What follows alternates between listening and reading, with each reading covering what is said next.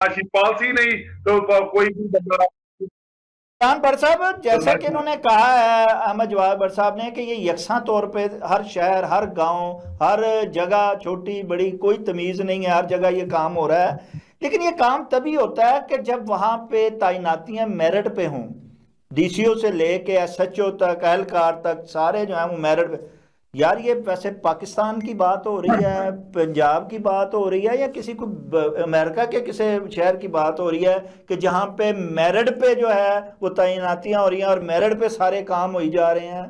हैरानगी की बात है, यकीन नहीं आ रहा। आप यकीन दिलाएं जरा। बिल्कुल शायद नदीम साहब, आपने ये बड़ा अच्छा सवाल किया है। ये जनाब पंजाब जो पाकिस्तान का एक सूबा है पंजाब, जिसमें जनाब सीसीडी की ज़ेरे निगरानी जनाब जराइम पेशा अफराद के खिलाफ जनाब ये जो घेरा तंग किया गया है। मैं आपको एक इसकी मिसाल देता हूँ कि गुज़श्ता रोज गुजरावाला थाना सदर वजीराबाद का एक इलाका है, वहां पर एक 3 साल बच्ची को मुबैना तौर पर अगवा के बाद कत्ल कर दिया जाता है। और जब उसको कत्ल किया जाता है तो जनाब उसकी नाश को उन्हीं के घर के बाहर फेंक कर चले जाते हैं।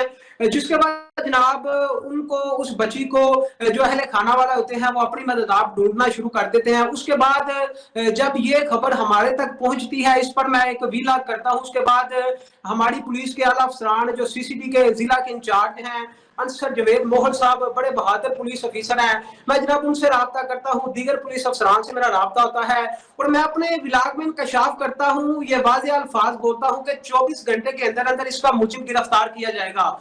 ये हम क्यों इस तरह के अल्फाज बोल रहे हैं कि जनाब हमें पता चल चुका है कि अगर अब पंजाब में सीसीडी जो क्याम में आ चुकी है, अब जराइम पेशा अफराद नहीं बच सकेंगे।